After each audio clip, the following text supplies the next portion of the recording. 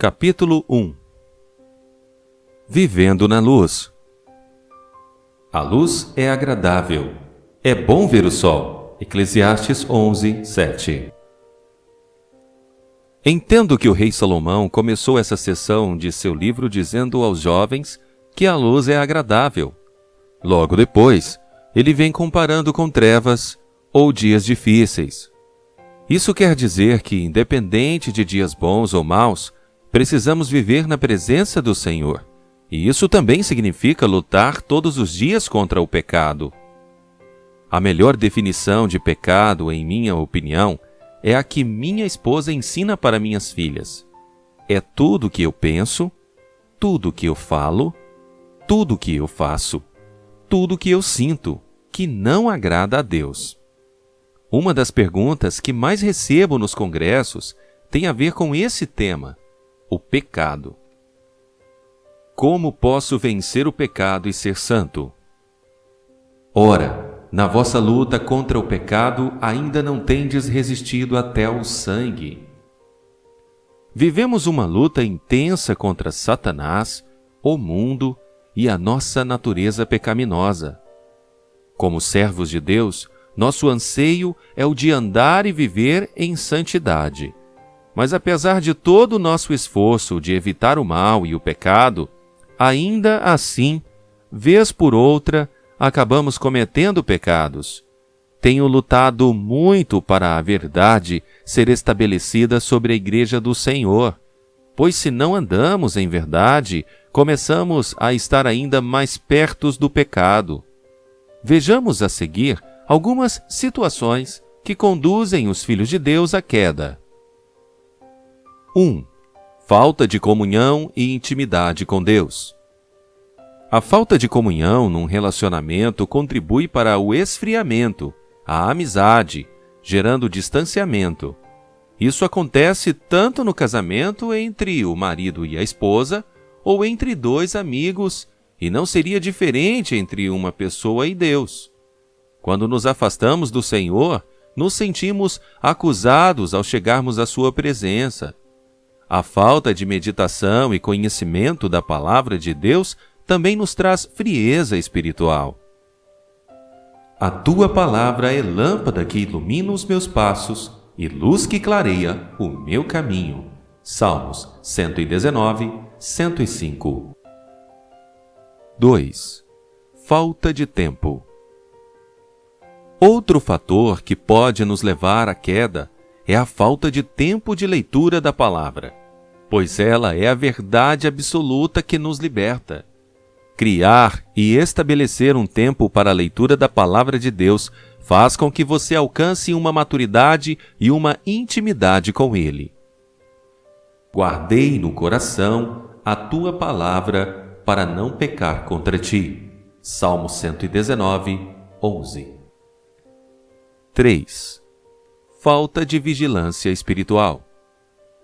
A falta de vigilância diante do inimigo também é um fator que nos aproxima do pecado. E podemos ter certeza, o inimigo sempre estará preparando ciladas, procurando um ponto fraco para nos atacar. Por isso, precisamos estar sempre na presença de Deus e envolvidos com os projetos dele, pois isso irá nos proteger. Vigiem e orem, para que não caiam em tentação. O espírito está pronto, mas a carne é fraca. Mateus 26, 41. 4. Subestimar o poder de Satanás. A lição aqui é direta. Nunca subestime o inimigo. Subestimar significa não dar valor, não dar crédito àquilo que ele pode fazer. Cuidado, pois ele é astuto como um leão, esperando a brecha para atacar. 1 Pedro 5, 8. Sempre gostei muito de esportes, de assistir e de jogar algumas modalidades.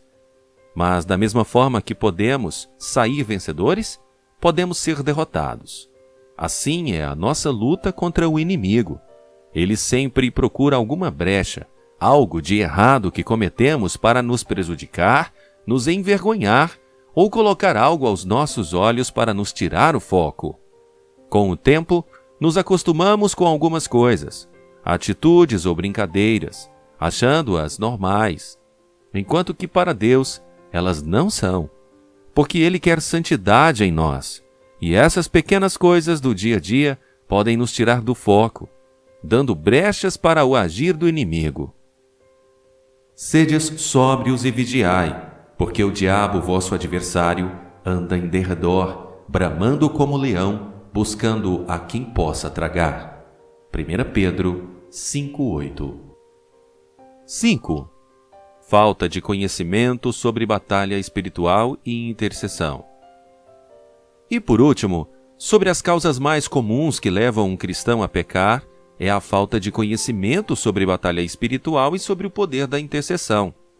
Um cristão aprende sobre o poder da oração quando ele sente a necessidade de estar no lugar secreto. A Bíblia nos mostra a chave de uma vida bem-sucedida. No livro de Tiago, capítulo 4, versículo 7, diz: submeta-se ao Senhor. Submeter é estar imerso, mergulhado. Portanto, submetam-se a Deus. Resistam ao diabo e ele fugirá de vocês. Aproximem-se de Deus e ele se aproximará de vocês. Pecadores, limpem as mãos, e vocês que têm a mente dividida, purifiquem o coração.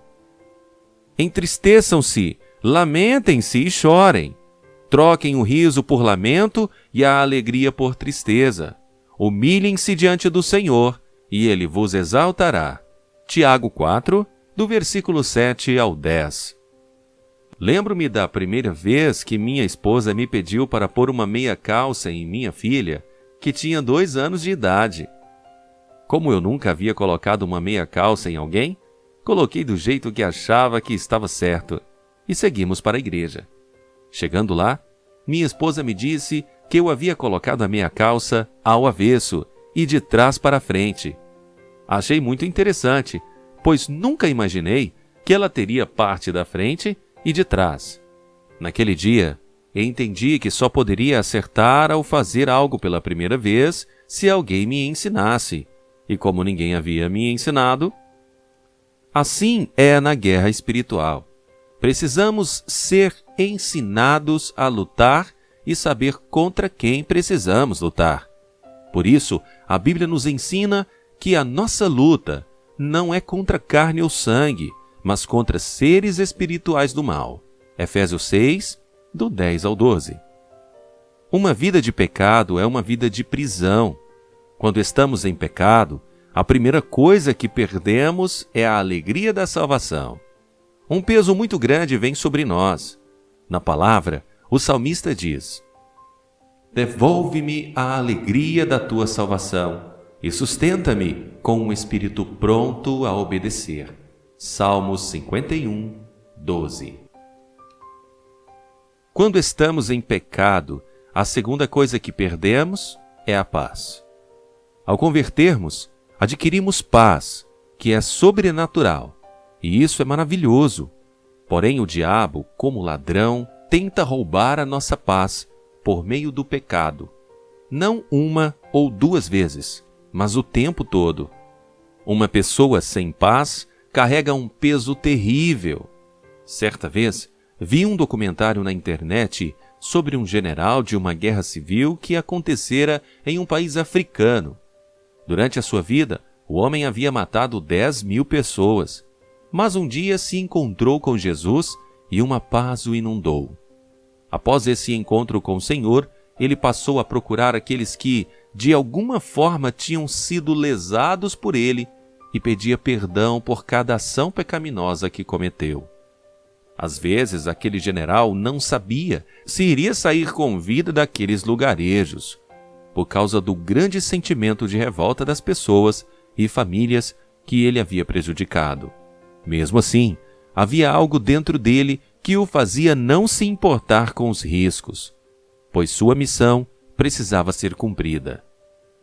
Mas o ímpio não tem paz, diz o Senhor. Isaías 48, 22. A terceira consequência de uma vida em pecado na vida de um cristão é a perda da comunhão com Deus. Sempre ora ao Senhor para não perder a comunhão com Ele, pois ela é a fonte de poder. Deus nos fez para vivermos em comunhão com Ele. O Senhor busca adoradores, pessoas que buscam um relacionamento íntimo. E essa intimidade só virá com a convivência. Quando vou aconselhar alguém que está desanimado, percebo que algo o afastou de Deus. Primeiro vem uma situação ruim ou embaraçosa, e depois vem o afastamento de Deus. E esse afastar gera morte. O pecado entra como o veneno de uma cobra, trazendo a cegueira, depois a falta de ar, até a chegada da morte. Mas as vossas iniquidades fazem divisão entre vós e o vosso Deus, e os seus pecados encobrem o seu rosto para que não vos ouça.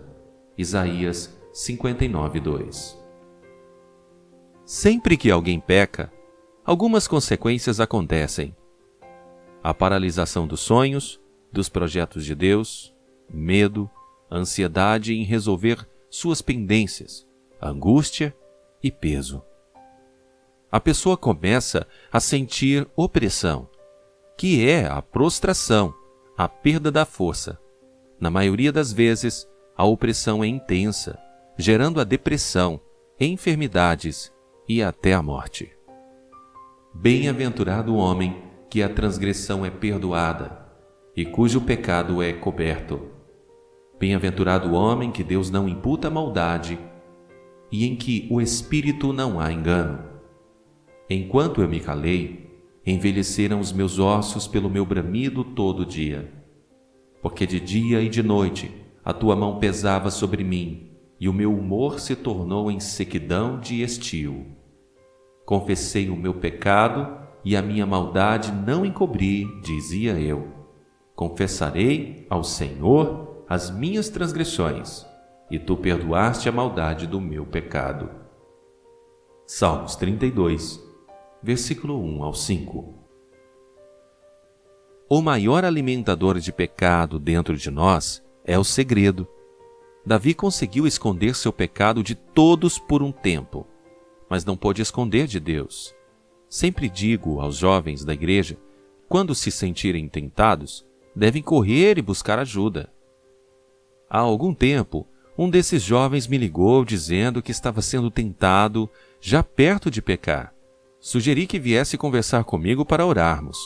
Ficamos ali conversando e orando, até o momento em que ele se sentiu apto a enfrentar os desafios de uma vida de santidade.